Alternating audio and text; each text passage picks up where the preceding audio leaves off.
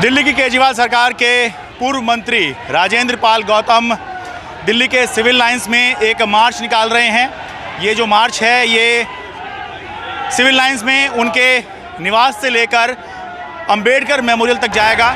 इसकी झलक देखिए।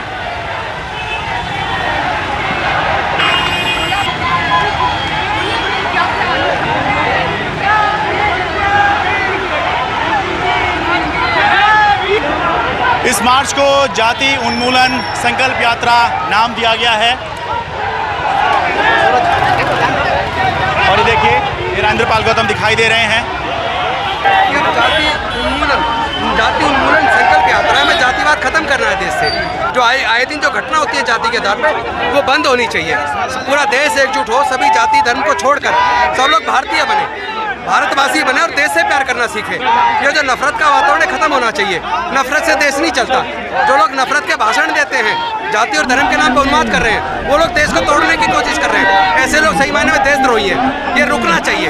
देश बचाना हमारी प्राथमिकता है। राजेंद्र पाल गौतम हमारे सर, ये किस तरह की यात्रा है? पूरा जो प्रकरण पिछले दिनों हुआ है उसके बाद में इस यात्रा को किस तरह से देखा जाना चाहिए? ये बेसिकली एक दर्द है समाज का। लोग दर्द की वजह से आए हैं कि आए दिन जिस तरह हमारे समाज के ऊपर रोज जो उत्पीड़न की, जाति की वजह से उत्पीड़न की घटनाएं आती हैं, कभी सोशल मीडिया से आती हैं और कभी कभी मेन स्ट्रीम मीडिया से आती हैं। सब लोग इस बात से दुखी हैं कि रामनाथ कोविंद जी जब देश के राष्ट्रपति थे, राष्ट्रपति रहते हुए जगन्नाथपुरी के मंदिर में उनको घुसने नहीं दिया। और एक आईपीएस ऑफिसर को आईपीएस होने के बावजूद अपनी बारात घोड़ी पर निकालने के लिए बहुत बड़ी फोर्स लगवानी पड़ी पूरे गांव के अंदर। तो जिस तरह जितेंद्र मेघवाल की मूंछ रखने पर हत्या हुई, इंद्र मेघवाल की जिस तरह घड़े छूने पर हत्या हुई, प्रतापगढ़ के अंदर भगवान की मूर्ति छूने पर हत्या हुई, और मध्य प्रदेश के अंदर एक हमारी बहन की जो होलिका पूजन के लिए गई थी, उसको होली में ही जला दिया।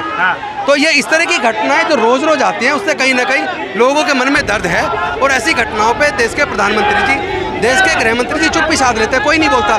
तो ऐसे मामले में तो सुप्रीम कोर्ट को और उच्च न्यायालय को, दोनों को भी सुमोटो एक्शन लेना चाहिए। अब ये जातिवाद से देश टूटेगा।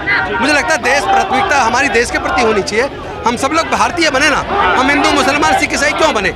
हमको भारतीय बनना चाहिए और हम सबको मिलकर देश से जातिवाद को जड़ से खत्म करके पूरे भारत को सशक्त भारत बनाना चाहिए। मिलके एक प्यार पैदा करना चाहिए। ये जो भारत, जो बुद्ध का धम्म भारत से दुनिया में मानवता और शांति का संदेश लेकर गया, वही संदेश जब दुनिया स्वीकार कर रही है, तो मुझे लगता है कि भारत के सब लोगों को यह मानवता और शांति का संदेश, जिसमें समता, स्वतंत्रता, बंधुता, न्याय, करुणा, मैत्री, प्रज्ञाशील, यही रास्ता है। इसी से हमारी तरक्की हो सकती है, अदरवाइज भारत पिछड़ जाएगा। कुछ बौद्ध धर्म से जुड़े संगठनों ने चिट्ठी लिखी है राष्ट्रपति को। उन्होंने ये कहा है कि जो आपने किया है ये बिल्कुल बौद्ध धर्म के अनुरूप नहीं है और आपके ऊपर कार्रवाई होनी चाहिए। बाबा साहब अम्बेडकर के खिलाफ भी आपने काम किया है। चिट्ठी लिखी है राष्ट्रपति जी को।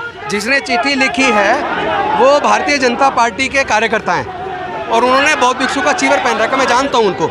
वो किसी समय उदित राज के साथ रहा करते थे। और मैं बात कर रहा हूँ कम से कम अब से 25 साल पहले की। तो उसने लिखने से कुछ नहीं हो रहा। मैं तो कह रहा हूँ कि जब कोई व्यक्ति अपना धर्म परिवर्तन करता है, अगर कोई मुस्लिम बनता है तो मुस्लिम धर्म परिवर्तन करने की एक प्रक्रिया होती है। कोई लोग अगर ईसाई बनते हैं उसकी प्रक्रिया होती है। कोई अगर हिंदू बनता है तो उसकी प्रक्रिया होती है। इसी प्रकार जब कोई बौद्ध बनता है तो उसकी प्रक्रिया बाबा साहब बता कर गए, वो 22 प्रतिज्ञाएं उस वक्त दोहराई जाती है। तो उसमें किसी की आस्था को ठेस पहुंचाने की बात नहीं है। मैं तो सबका सम्मान करता हूं, सबकी आस्था का सम्मान करता हूं। और भारत का संविधान वैसे भी सबको अपनी अपनी आस्था को मान्यता देता है कि कोई स्वतंत्र है, कोई किसी भी धर्म को माने, किसी भी मान्यता को माने। अंतिम सवाल, ये एक शक्ति प्रदर्शन के तौर पर भी ये मार्च देखा जा रहा है, तो ये शक्ति प्रदर्शन किसको है? अपनी पार्टी को आप दिखा रहे हैं या फिर बीजेपी को दिखा रहे हैं? नहीं, मैं पूरे बीजेपी को भी और सभी पार्टियों को, पूरे देश को ये दिखा रहा हूँ कि अब समाज दुखी है। आप जातिवाद खत्म करने के लिए राजनीतिक पार्टियां भी तो आगे आए। क्या केवल वोट ही लोगे? जातिवाद खत्म करने के लिए कोई आंदोलन नहीं चलाएगा क्या? ठीक है, बहुत बहुत धन्यवाद। क्या पहचान, बौद्धम की क्या पहचान,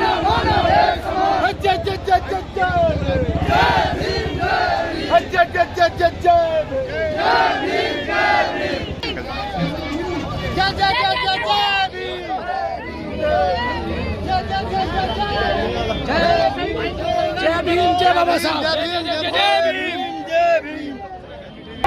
बहुत से लोग ये कह सकते हैं कि क्योंकि राजेंद्र पाल गौतम अब मंत्री नहीं हैं इसलिए एक एक्टिविस्ट की भूमिका में नज़र आ रहे हैं, लेकिन सच बात यह है कि जब राजेंद्र पाल गौतम मंत्री भी थे तो उस समय भी वो एक्टिविज़म में काफ़ी समय लगाया करते थे और अब तो वो मंत्री नहीं हैं, तो अब तो पूरा ही समय वो एक्टिविज़म को दे सकते हैं और एक एक्टिविस्ट के तौर पर अपनी भूमिका समाज में अदा कर सकते हैं।